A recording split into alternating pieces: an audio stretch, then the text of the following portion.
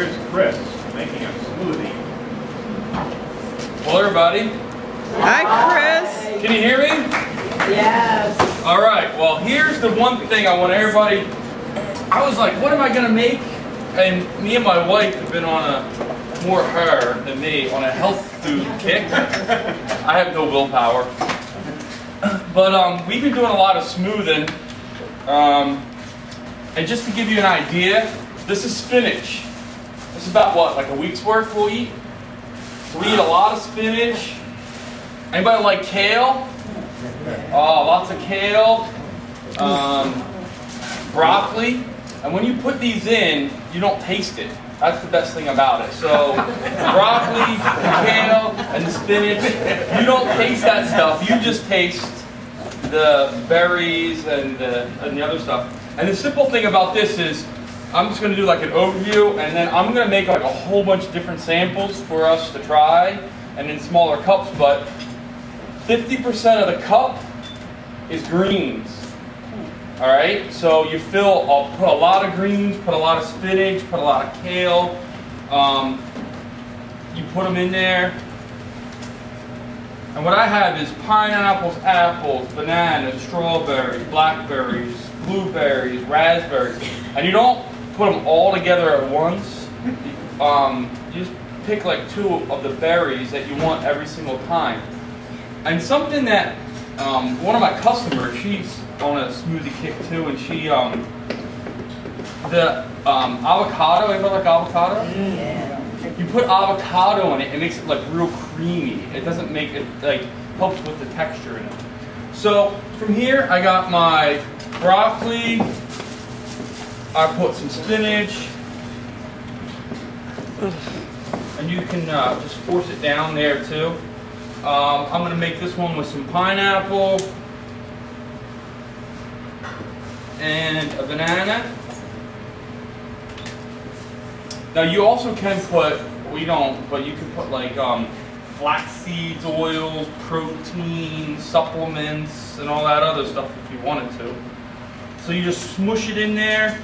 Put a little avocado in there. My wife likes honey. I don't know. She said to make the difference. Hey, here's my thing. If you like it, do it, and it's easy. And we'll supplement these as our breakfast. So instead of eating like a bowl of cereal, we will eat one of these. We're going to ask the kids later if they agree with this. Yeah. That's why she's so sweet. Because she likes the honey. So from here, I got my greens, my pineapple, my banana, some honey, and some avocado. And then, here's another thing that we both don't agree on. I like all water in mine. Jackie likes putting ice in it. So I usually put like, I fill half of it. It actually has a max line on here of the water you should do. And then you can add your ice here. What kind of equipment are you using? I'm using the Nutribullet. I got it at Target. It was on sale. Was it Target? Yeah, Target or Kohl's. I forget which one. But one of those stores. And it's real easy to clean too. You just put it in, rinse it out. Key, make sure you like rinse it or at least put it in water before you leave it in the sink all day. When you get home, it's like so hard to clean. So. Guess that's how it sticks to your ribs, huh? Yeah. I just put it on. I think I'm plugged in here. Just let it go.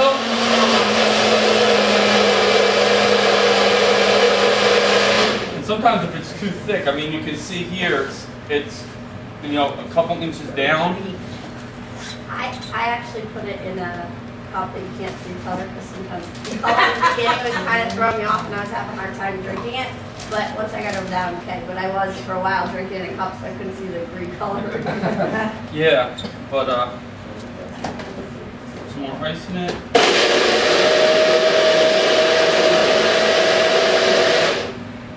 So that's it. This is your breakfast.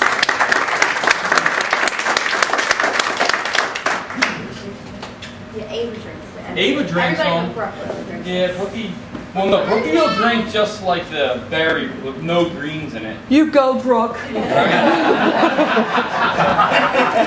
I think the honey takes away like the green, like. Oh, no.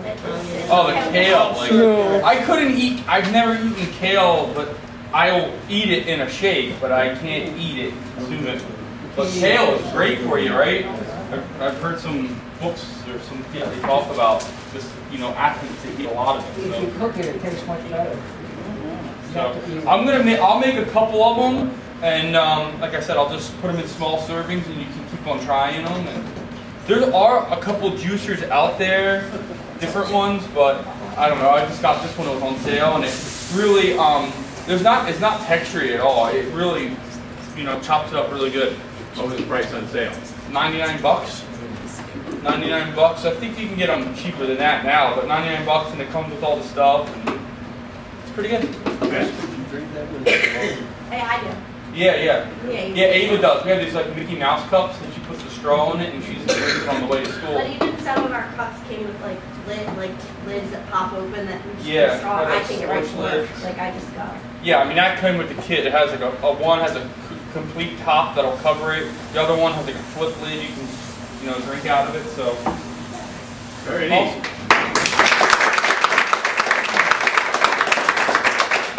Chris, I'm going to ask you to hold up on your, your device while we get I'll the move it over. thing, okay? Yep. You're going to drown it out.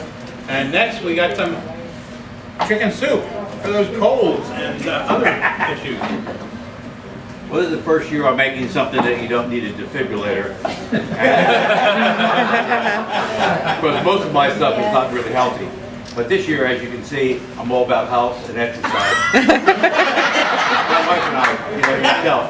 Matter of fact, I meet Jim Gleason a couple times a week at Dunkin' Donuts, and we discuss our exercise plan. And after a few donuts and a couple cups of coffee, we figure that's all the exercise we can handle. So that's about it. Now, one thing with the soup, you can make it healthy by just eliminating salt, because a lot of people have the salt, restricted diets and all. Or you can put the salt in it, just tell them it's salt free. This is really a variation of Pat Peach's recipe. It's too bad she's not here tonight. And the reason I started making like chicken soup is because one time I was really sick. Pat showed up at my doorstep with a big container of it. And I thought it was not only so nice of her, I'd never forgotten that, but it was really good soup. So after a while, when she stopped making it for me, I asked for the recipe, but I tweaked it a little bit. Matter of fact, not a little bit, a whole lot. Because when I make soup, it's more like a stew. You can eat most of my soups with a fork. And but recipes are not like building a rocket ship. They're made to be to make variations. So it'd be boring if you made it the same way all the time, or everybody did it the same. And I think soups probably came from the Depression era, because if you have more people, just have more broth and more water. It goes a lot further. And as I've said many times before, I never knew the Depression was over until I went to high school and studied it. Couldn't wait to go home and tell my parents, "Hey, you don't have to live like this anymore. It's over here." One of the things. If you really wanted for guys to cook at home, the best thing is make sure your spouse is not home. The whole job goes much smoother. Because otherwise, she's always going to tell you, well, this is how I do it. Well, see, then it wouldn't be a men's cooking demonstration. It would be a woman's cooking demonstration. This is why we're doing it. And yeah, I know it takes me twice as long to find something in the kitchen, but I'll find it eventually. And so the first thing you have to do is clean everything. I clean everything before I start, and then during and after. Oh, that would be nice if the spouse comes home and have to clean up after, but that's a good time from the show. First of all, you need a chicken. If you don't have chicken soup, you need a chicken. Now, my wife usually buys store brand, so if you want to use chicken broth, we use Wegmans. I use 1 or 2 of these in it. It depends how much soup you want to make. And also onions, fresh celery, parsley, and noodles at whatever type you happen to like. Now, the other thing, instead of cutting this stuff by hand, that's a lot of work, I use a food processor. That's something else. if you're not familiar with the food processor, you better read the instruction manual before, because I was cleaning up when I found out how the top goes on. Cleaning up would have been a lot easier had I had a top but it all worked out. And when I put things in a food processor, I do it all separately, and like celery, I cut it in thirds and fill it up and hit the pulse. You don't want to puree it, you just want to pulse it. And with onions, I cut them up and just peeled the skin off, and then I just cut them in quarters and throw them in. And parsley, I cut all the stems off of them. Some people use everything today, but I cut all that grainy stuff out. It works out a lot better. And the only thing is though, with this, let's see, I'm not sure it's really economical. We spent about $25 on ingredients. I bought this last night for $42. Started at 12:30 this afternoon and finished up around 3:30 after I washed everything up. So I'm thinking $65. I could have gone to Texas Roadhouse or Panera Bread several times or Mike Giorgetti's, that kind of bread. So I'm not sure really how practical this is. And the other thing when I do, like when I do peel all the carrots and all, I usually scoop them up and put them in the trash, save your soil pipe, back up down the road and help our sewage plant a little bit.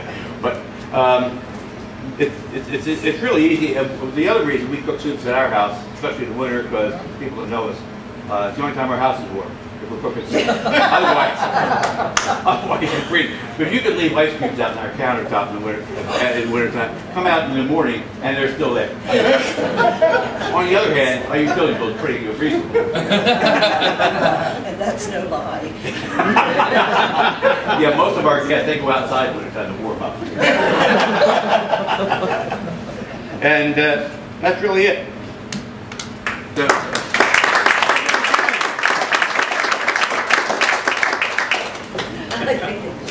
nice tender chicken. yeah, I marinated. Steve, why don't you finish off your recipes now?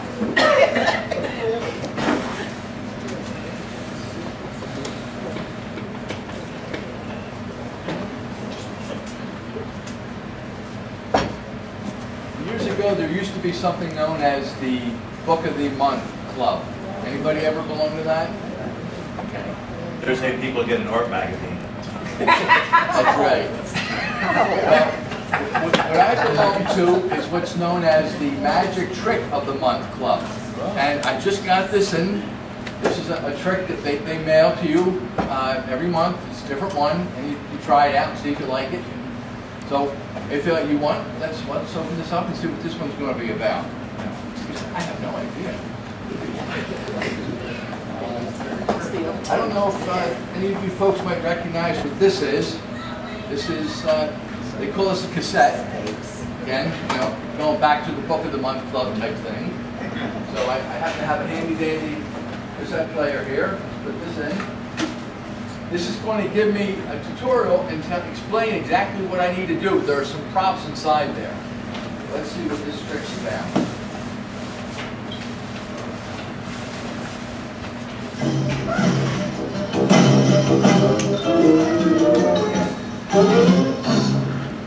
Hello, fellow magicians.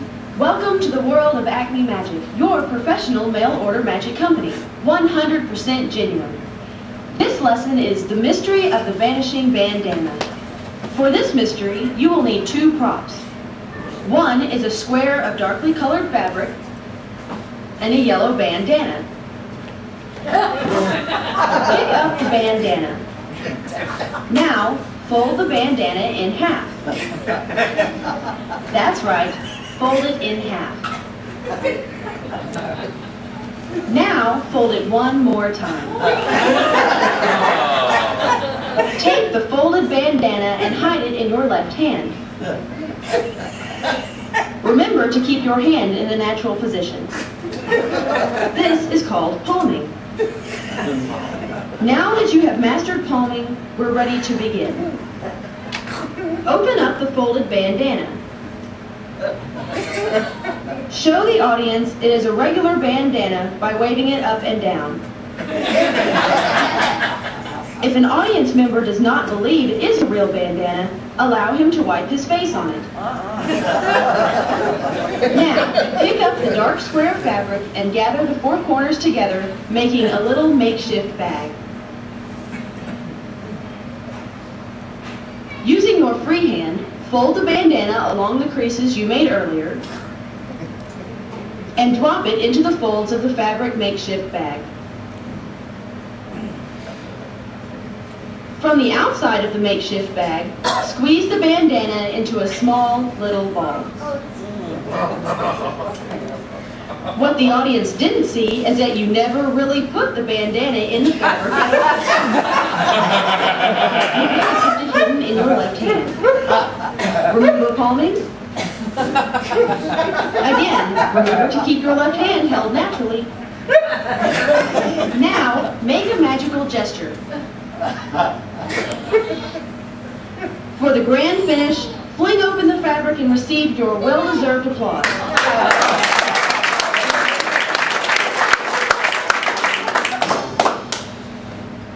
And remember, a magician never tells the secret. That's cute. Good. Thank you. Very good. Are you ready? And where are you from? I'm originally from Freehold.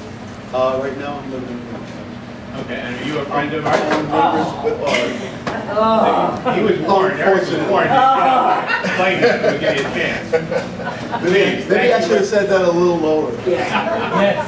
Thank you for coming. Do it. No problem, no problem.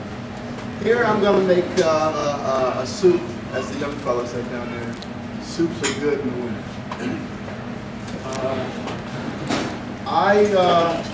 I've got this soup from my ex-girlfriend. Her mother used to make it for me all the time. And the first time I tasted it, it was excellent. What I like to do is I like to chop up some onions. I'll chop them up. I'll get everything prepared. I'll try to get all these bowls together. That way I can have my onions, my bell pepper, my tomatoes, and my potatoes. Once I have everything prepared, I'll use the handy dandy blender. You're right, these are kids. And what I usually do is I'll start with my onion. Everything in there like so.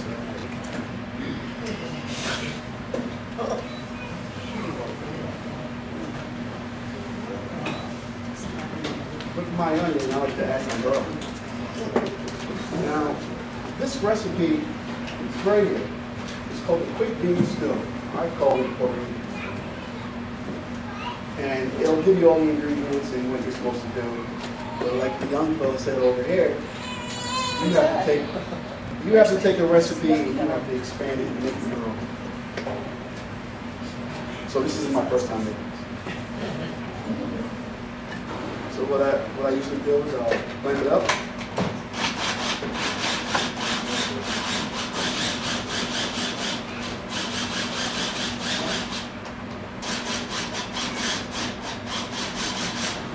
Stuff a little bit.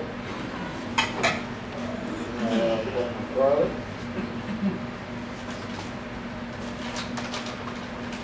And I like to use the Monviso garlic. It's in a bag. It lasts a little longer. Smells good.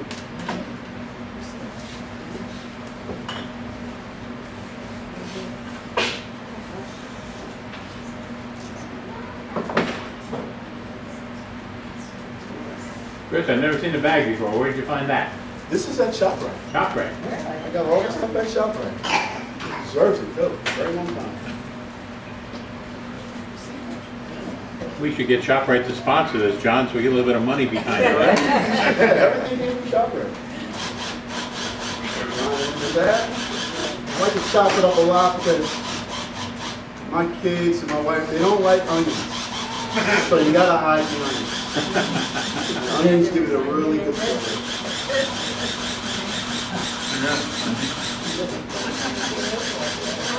Chop it up like so. Okay. I'll scrape it back into the bowl. That's a lot of onion. Yeah. No, it's minced garlic. Huh? If the onion's not there, it's minced garlic.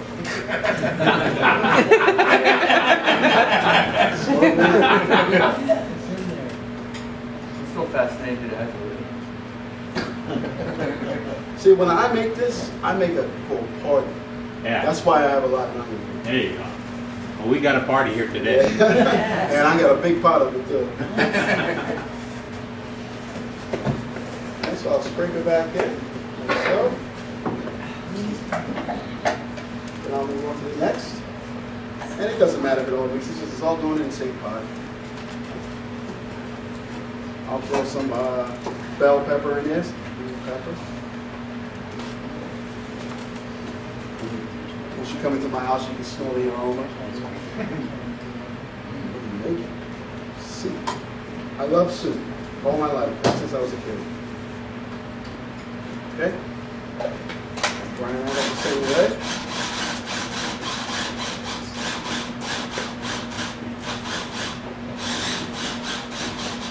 Okay. That back into the boards of the process.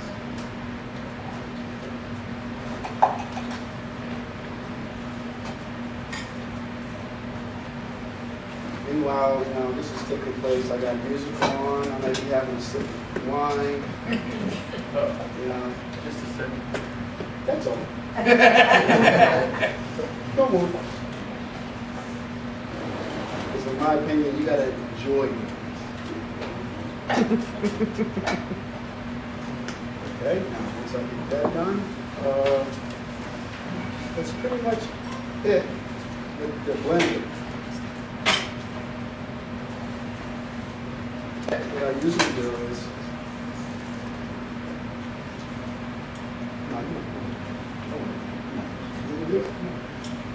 What I usually do is, I'll take some more garlic, some minced garlic,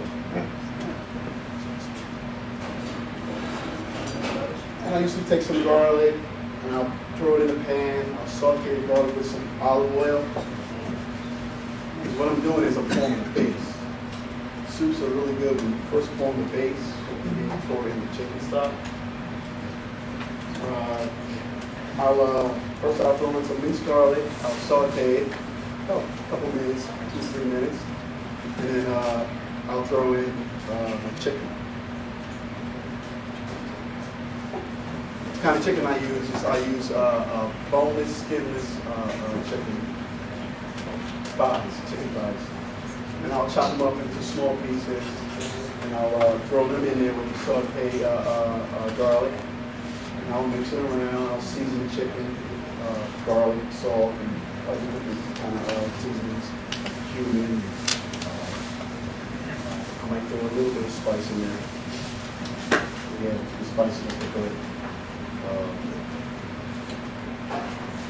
After it's sauteed for about five minutes, this is the kind of chicken I'll use.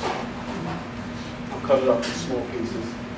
After it sautés for about 2-3 minutes, I'll throw in the vegetables, the bell pepper and the onion. And I'll saute a little bit more to give it a base. Once that's done, I throw in the handy dandy Hunt's tomato sauce. And that's added to the base, so you got a thick red base. I'll throw in some, it's called cilantro, it's tomato cilantro. This gives it color and also seasons it. And then I'll throw in some, it's also a tomato base, it's called sofrito. You can find this in the Goya section of ShopRite. Also, you can find this in the Goya section of ShopRite. All right, and as that's cooking, I'm adding all that stuff to it. I'll throw in the cilantro as a cooking base. That also gives it a nice flavor. Gives it a Spanish texture. All right, now once that base is in there, I'll let it cook for a little bit. I'll add some college thin chicken broth. And I usually, like I said, I expanded it myself. These are measurements. I have the measurements here. Anybody want to make it? It's not as healthy as the foods down here, but it's a really good tasting soup. I mean, I make it a lot because I made it once for my mother, one of my mother's parties, and every time I go there, now I have to make this. So I told her that I would make this, and if you want to try it, I'll have it out for you. I got rice. I also like to make with it. It goes good well with rice. The kind of rice I use is the Uncle Ben's rice. It's a white rice. I usually make the white rice and pour the stew over it and enjoy it.